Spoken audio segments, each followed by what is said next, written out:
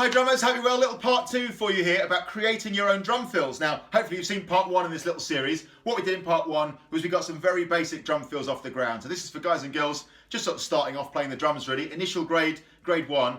And these were 1 bar long drum fills using quarter notes, 8th notes and 16th notes, or tea, coffee and cappuccino as we called them. And if you haven't seen that, I'll link to that below. Go back and watch that one first before this. This takes the same idea and we're just going to move on the next step, which is starting the drum fill in some different places. Whereas before, all the drum fills were 1 bar long. Here we're going to try starting the drum fill on beat 2, on beat 3 and beat 4 to make drum fills of different lengths. Now why would you want drum fills of different lengths? Well, this is a bit of a sort of cliche, but it's a good guide I think. I would say typically in a 1 bar drum fill, what you're doing is providing a really big bit of punctuation to the music you're playing to. So say it's a verse going into the chorus and you want that big emphatic kind of change from one thing to the next, that big sort of bit of punctuation that leads one section into the next. Or that a 1 bar drum fill could be great then.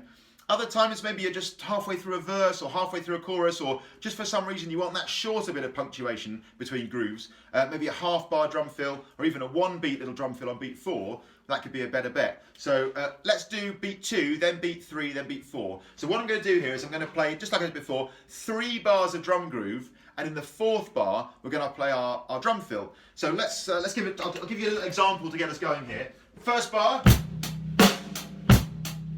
second bar, third bar. Now the drum fill.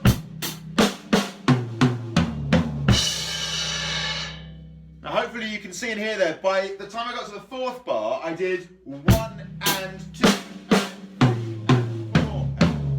In other words, on beat 1, I played 1 and on the hi-hat, just as if I was going to start to repeat the groove again. But then on beat 2, I went into a drum fill. Now just like before, we've got beats 2, beats 3 and beats 4, and just like before, on each of those beats we can select a quarter note, as in tea, some 8th notes, as in coffee, or a set of 16th notes, as in cappuccino. As it was then, I just played coffee, coffee, coffee. This time I'm going to play for 2, 3, 4, coffee, cappuccino, tea. Here we go.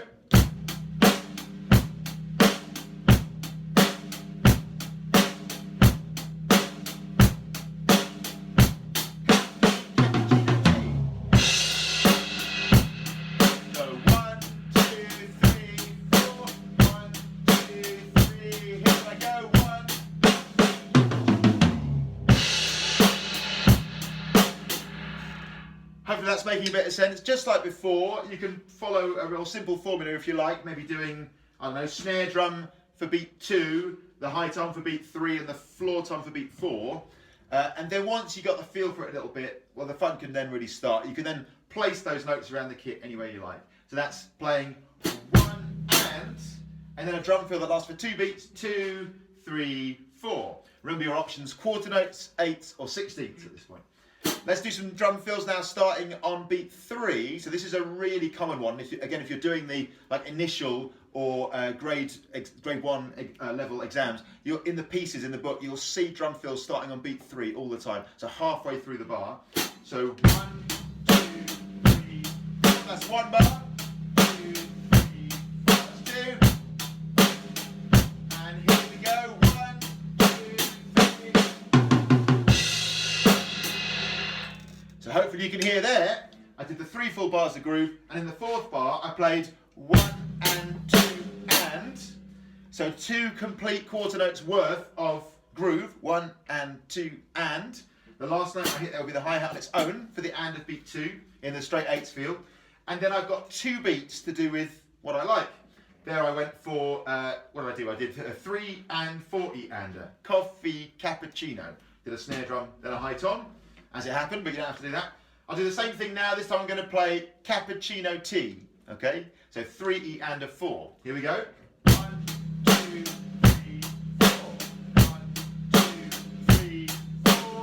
1, 2, 3, 4. Here we go. 1, 2, 3. 1, 2, 3, 4.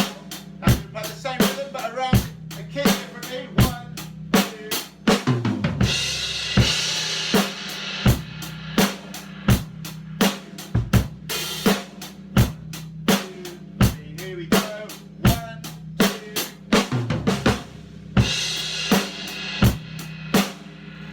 Cappuccino T was my choice there, but you could choose anything you like. And again, just play these around. I say once you've got a little rhythm that you're happy with, like Cappuccino T, just play it around a little bit and see if you can try orchestrating it around the kit in some different ways. Have some fun with it. That is super useful. Having a half a bar long drum fill, you can use that all over the place. And then finally, another one that I use all over the place is just starting on beat 4. This is when you want that smaller bit of punctuation from one groove to the next, or one section to the next, or you just want it to act like a little comma in the music, you know, just a little way of breaking up the groove, just to give it that kind of human feel a little bit, just getting that kind of one little moment that just punctuates, even if it's like a 4-bar phrase into the next.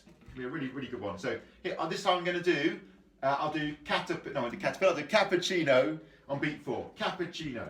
So here I go, 3 bars of groove. On the 4th bar, I'm going to play 1 and 2 and 3 and.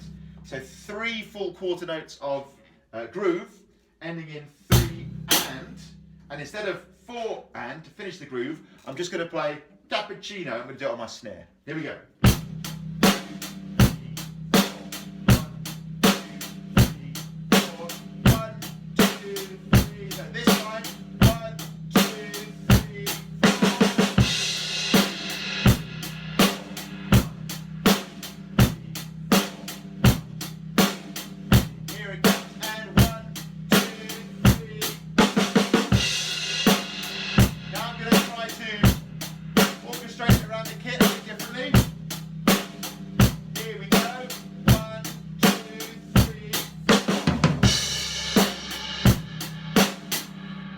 So I'm still doing there 40 and a Cappuccino, but I split it this time between the snare and the floor tom. I mean, and the options are totally endless. That's the idea. So just the next step, starting on beats 2, beats 3, and beats 4. And yeah, sometimes just thinking like, as you're playing, what's going to sound good here? Is this a big moment in the tune where I need that big 1-bar drum fill to really make it sound huge? Or is this a moment for like some smaller punctuation? And it's a really nice way to think. I think I'll see you next time for another little thick way of developing our drum fills. Thanks so much. See you soon.